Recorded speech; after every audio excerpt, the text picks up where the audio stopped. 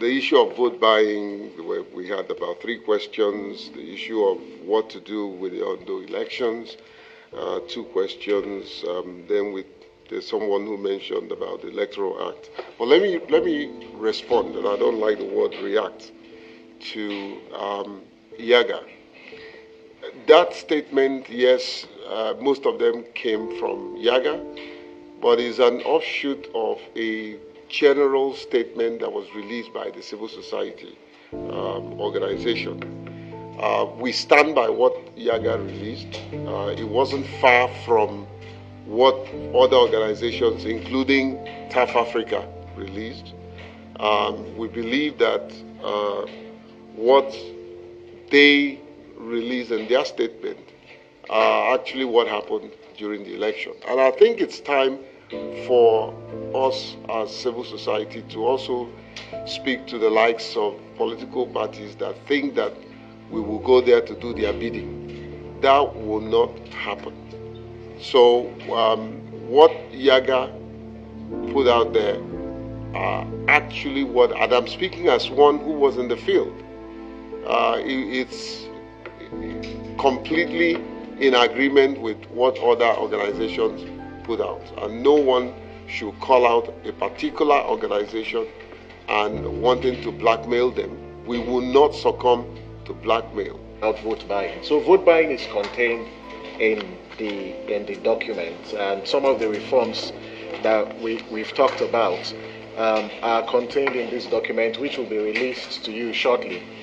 But there's a part about accountability and impunity, and the fact that people are not going to jail as a result of vote buying is one that's really troubling. And one of the things that we've called on the National Assembly to do is to review the sanctions. So you look at the law, says bribery and conspiracy. That's the extent to which the law, makes prescriptions for vote buying. And what we are, advocating is the need to look at the sanctions regime, for this kinds of behavior, because continuous vote buying undermines democracy to a large extent. But also to Nigerians and the voters to understand the implication of selling their votes. There's a reason why politicians are targeting voters and urging them to sell their vote, because votes are counted, at elections. If they didn't matter, then the politicians will not be making that huge investment.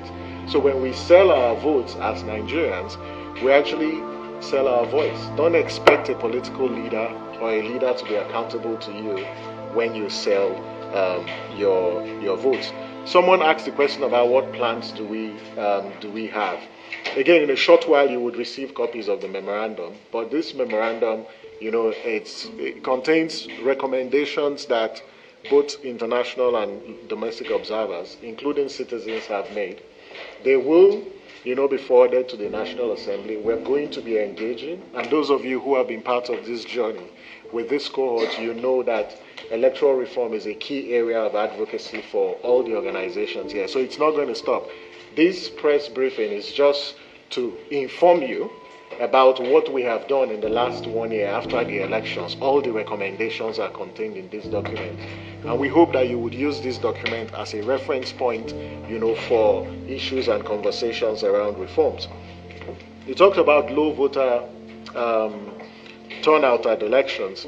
There are different dimensions to this. If you listen carefully, we talked about the need to audit our voters register. And we also want to restate that point, that it's important that we audit our voters register to eliminate duplications on the voters register, so we have a true picture, of the number of people that we have on our voters register.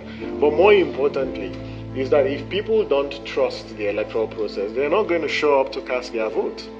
And so we constantly talk about electoral integrity and the need to sanitize our electoral process. But also tied to it is that when people show up at elections and governance does not deliver, they feel that there's no point, showing up to cast their vote. And that's why we can't talk about low turnout without the quality of governance. So governance needs to improve for people to show up. I think the point about collation of results have been tackled. It's contained in the memo.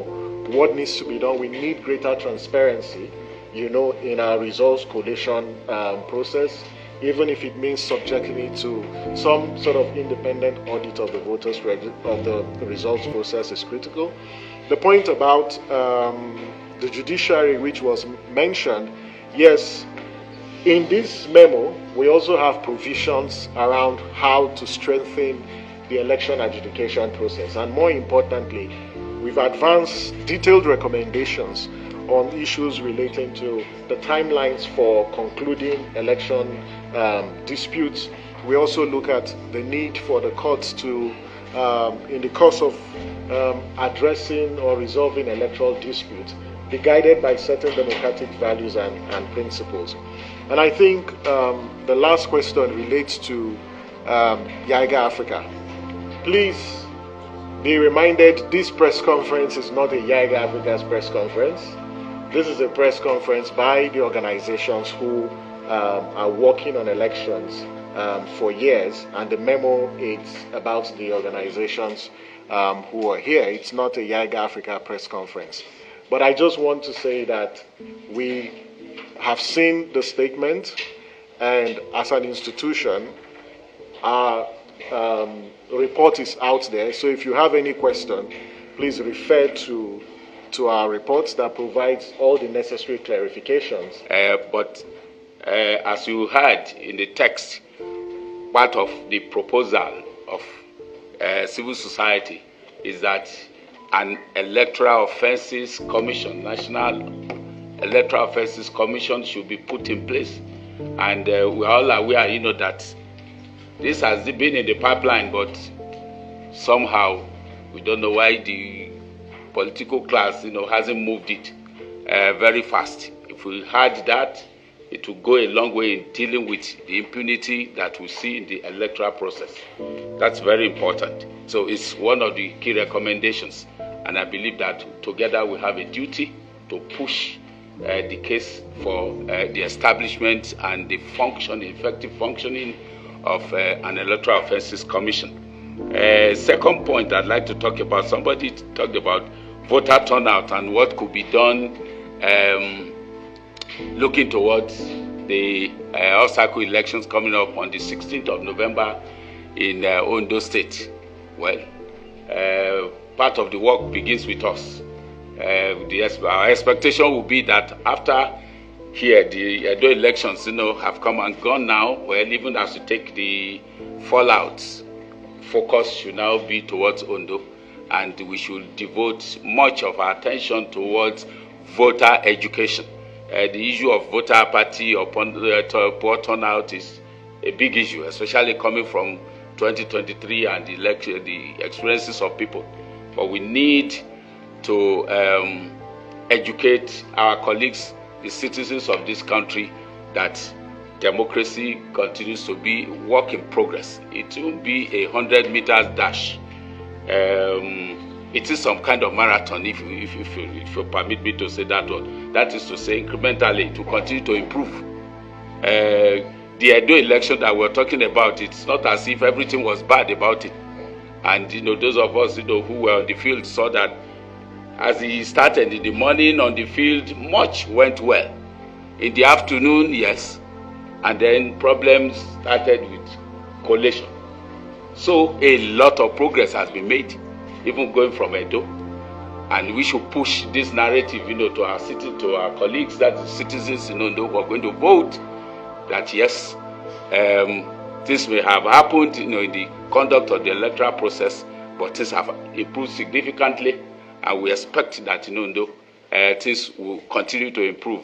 As we speak, I know that the election management body and other stakeholder groups have been working together there to see how an improved election will be conducted there. We should add our own input into all of that to make sure that that happens. You can't do away with judicial review. And what it simply means is if people have grievance, they should go to what? To court to ventilate those grievances. And so we cannot eliminate that, because part of constitutional democracy is to have judicial review. Because if you look at the relationship between the executive and the legislature, there has to be someone who can serve as an arbiter. So I think we need to understand that. I think the bigger question is whether substantial justice should be traded for legal technicalities. And these are fundamental issues that speak to, our democracy. And what, we have said, is the need for judicial independence. And that's what has always been advocated. That is a greater need for judicial independence. There's a great need, for the sort of agencies of accountability within the judiciary, and in this case, the National Judicial Council needs to perform its role in ensuring that judges who are appointed to litigate, or judges who are appointed to adjudicate on election cases, they need to be trained, they need to be judges of impeccable character, and where you have judicial officers who deviate, from the norm, there has to be some level of sanctions. So these are some of the issues that we've highlighted in terms of the judiciary. But judicial review is a fundamental part of our democracy. But also tied to this is the whole discussion around alternative dispute resolution, that we do have an opportunity to begin to think about what ways, can we address some of the concerns that people have when it comes to elections, so that always we don't keep deferring to the courts to determine the final vote. The final vote should be determined by voters who are kingmakers in elections, and not by judges.